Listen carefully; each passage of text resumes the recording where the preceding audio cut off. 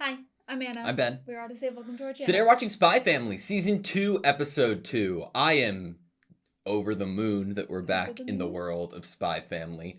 I had pretty solid expectations upon watching the first episode, prior to watching the first episode. And I was blown away. I forgot the presence of happiness in my life. What made me super happy about the starting the second season off on the foot that it did was what it did was bring back the first episode of the first season where being a spy is the forefront, and that the parents and what their jobs really are, and the abilities of each family member are on the forefront again. Yeah. Like reintroduced reminder of kind of the risks and how serious and how violent the jobs of the parents are, but also what Anya and her ability is, Bond's ability re-mentioned, Frankie's wondrous abilities of a person that he is. That's true. Re-mentioned. He's a great babysitter. It's weird because we watch another show on the channel that makes me very happy, which is Bocchi the Rock, right? It's super feel good, but there's a difference in watching something for the first time, like the first season, and it feels good, to oh, it's back. You get to be back into a world that you really enjoyed previously. Yeah. I wonder, I imagine that yours bullet wound issue will be non-existent this episode. Oh, it'll be healed. Yeah. All right. Ready? Yeah. Sweet.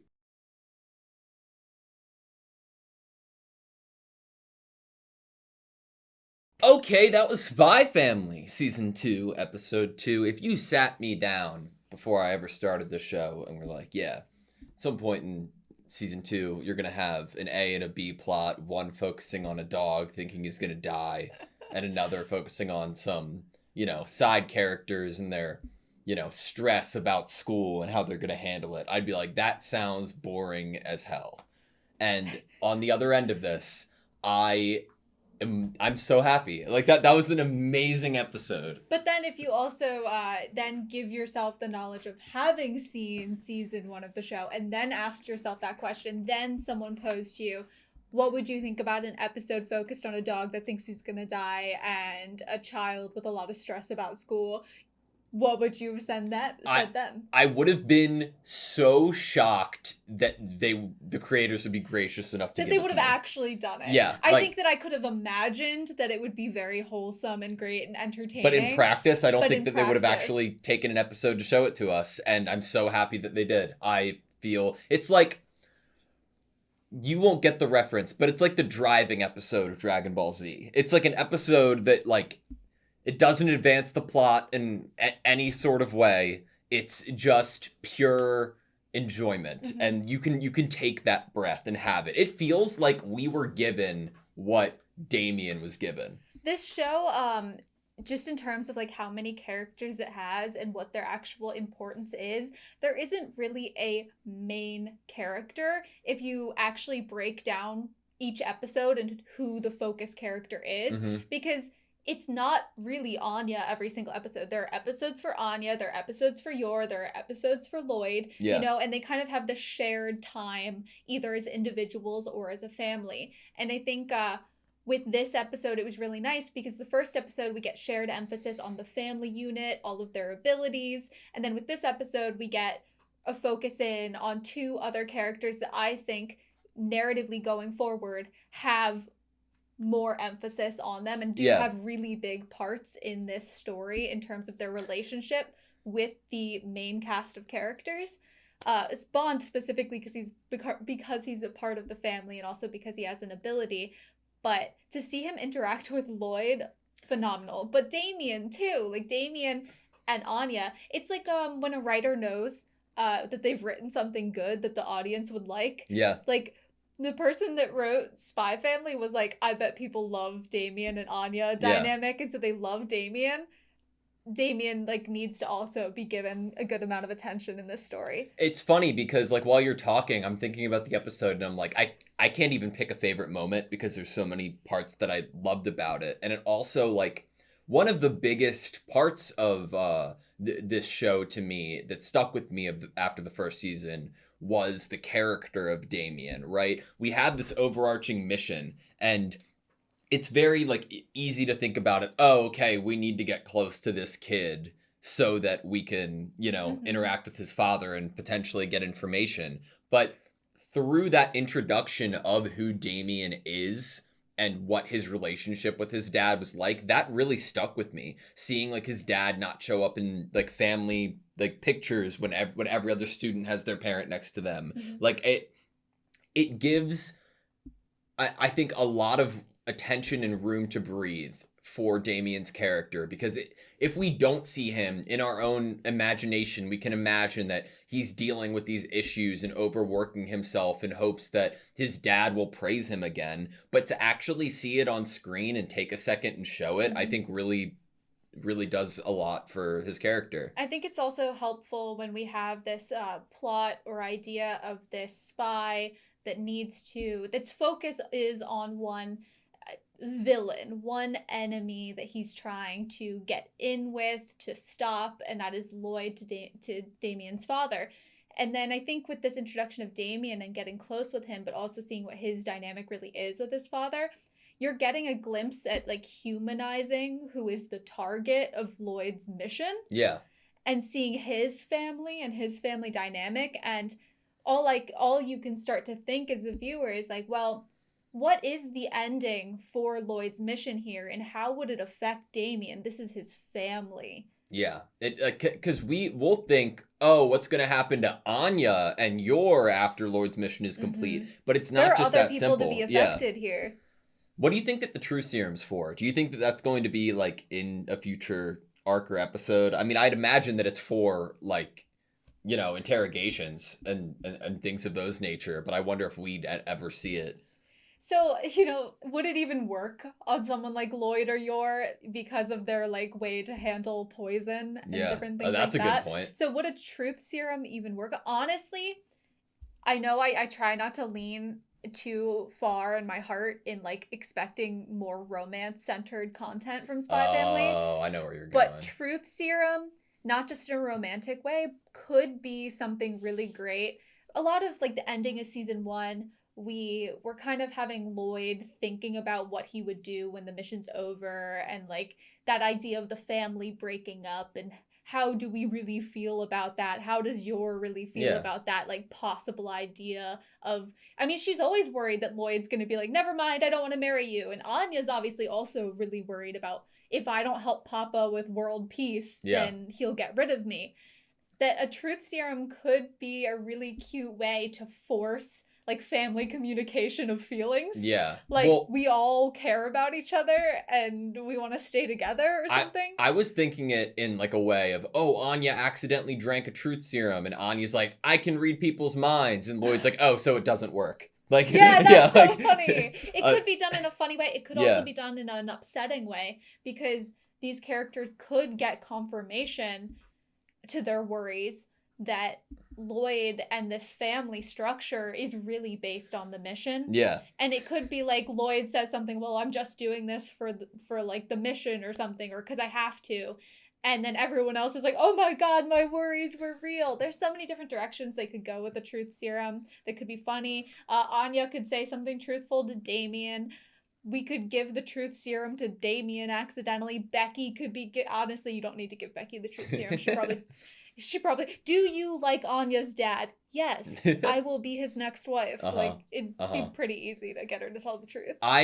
The entire interaction of Bond and Lloyd this episode was everything to me. The thought that, like, the conclusion that Lloyd gets to of, you're doing this to avenge your fallen brethren But and the people who are, like, it's so tortured. realistic, like obviously I think we've said in season 1 that whoever wrote Spy Family seemingly knows and or has a child of their own. Yeah, They have a dog. yeah, for Because, sure. or an animal in general, because it is just a common thing for pet owners to make up what their pet is saying to them or how their pet feels. And how complex it And gets, it is very right? complex. Yeah. I mean, a lot of times I think that my animals are thinking really complex But things.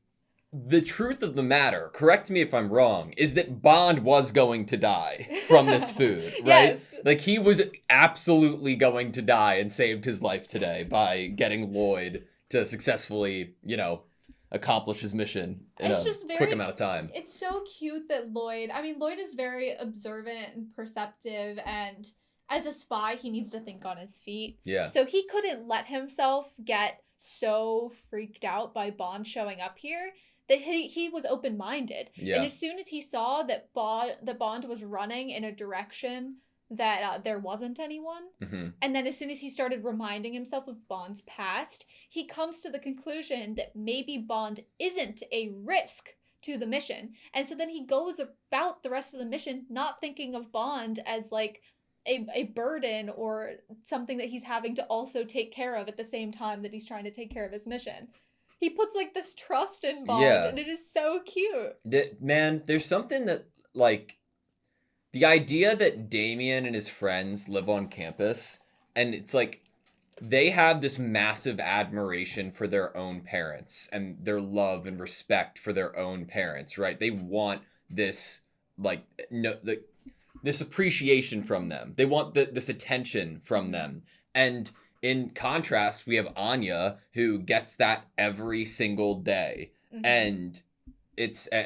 I don't know. It also goes with that idea of like children, especially at that age, their first role models really are their parents or whoever is bringing them up and raising them, or whoever, they pick a role model very early on, and then as they get older, they realize the flaws in that, or the parts of the relationship that aren't healthy, the parts that they don't want to emulate from that father-mother figure, that person they look up to. But when you look at it the difference in Anya and Damian here, Anya almost has more of a freedom to decide what she'd like to be in the future because she already sees her parents as human, like as like their own people through her ability of being able to see what they're thinking. Yeah, they're not like bulletproof. They're not like they're not this idea because she sees their flaws, and she can hear the crazy thoughts they have. She can hear the panic. That they're she human. Can hear the word. But I think you're so right to bring that up. And when you compare Damian and his father, it's almost this like god-like figure that there could never be anything wrong with, and there's like an insurmountable distance. You need to propel yourself up to this unrealistic standard that doesn't even exist in actuality, just to try to get praise from this person. And I think that, like, obviously a lot of families, like you might not have a lot of time with parents because of how much they work. I can relate to that. But there is that level of, I think it's really important to be able to see that people like that who you're close with are human and real and emote just like you do, right? And what we get with Damian's kind of half of the episode is basically being given what Anya is given at home, which is a adult figure that is there for you, listening to you, wanting to hear what you want to be in the future, teaching you new things, advising you on your outlook and how to be a healthier, happier individual. You can cut yourself some slack, reminding you that like just all this worry that you're feeling isn't gonna help you get anywhere.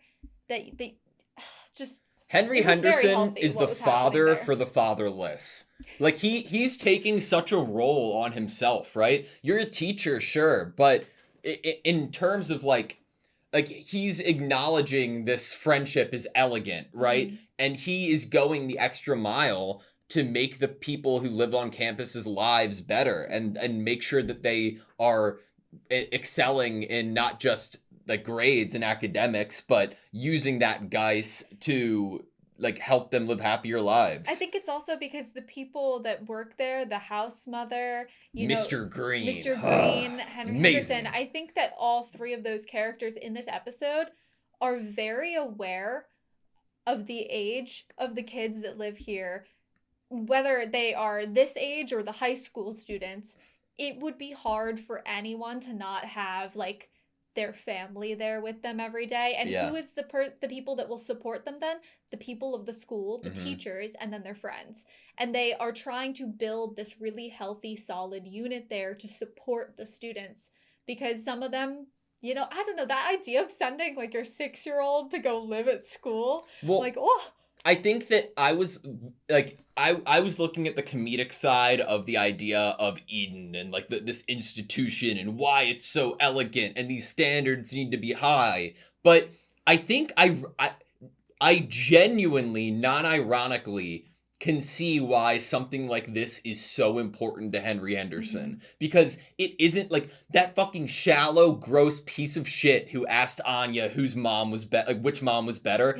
Fuck you. It's not just a school. This No. is literally these kids, some of these kids' entire lives and their upbringing. It needs to be held at the most elegant standard Yeah, it because needs to be. it's their lives. It's like Henry Henderson realizes the influence that he's going to have on these kids' lives more so than just in the classroom. That he actually has an influence on the way that they think and who they will come to be and how safe they feel, how confident they feel in themselves. What a great show. What a great character. It's so easy to write characters on one hand that are like Mr. Green even, of like, oh, just pure like passion and like and positivity in a way. But the depth of like, okay, he's in the Navy, right? He's gonna take them camping, but he's going to like a part of me believes that Henry just was like, okay, Mr. Green's gonna handle this without thinking too much into it because Mr. Green knows of this lake and how it's going to apply to the outlook that Damian's after, right? He's after these stars and how this could be twisted into such a positive journey. I wonder how many other kids have gone on this camping mission, this field study. Honestly, that's a really great point to bring up. I feel like maybe Mr. Green is the person that you're like, oh, you should go on a field study with Mr. Green when you notice that someone's not sleeping well because they're like so worried. And then he takes them on a little camping trip, go to see the lake, teach them some good life lessons like how to catch your own fish. The current was basically nothing. And the reason it was so quick was because he was paddling it that fast. Oh my God. I wonder if next episode they're going to be at school and everybody's going to be talking about 20,000 steps under the sea, and those three are just going to be like, losers. You sat in a dark we theater. had a better day. I mean, I could see like a little scene, like even like an after credit of them just being like, oh, we had the better day. I could see it being portrayed like we're looking at them through like Anya's point of view, right? Or Becky's, and they're just being pompous and acting too cool to see a movie. But in actuality, they had like an amazing day that meant a lot to them. I don't know. I love the show. It was fun with meaning. The only bad part of this episode was that we didn't get the intro, but I understand why we didn't. Because there was a lot of content. There's a lot of content. All right, that's all I have you. I think so. Thank you guys so much for watching this video. Please like, comment, and subscribe, and we hope to see you next time.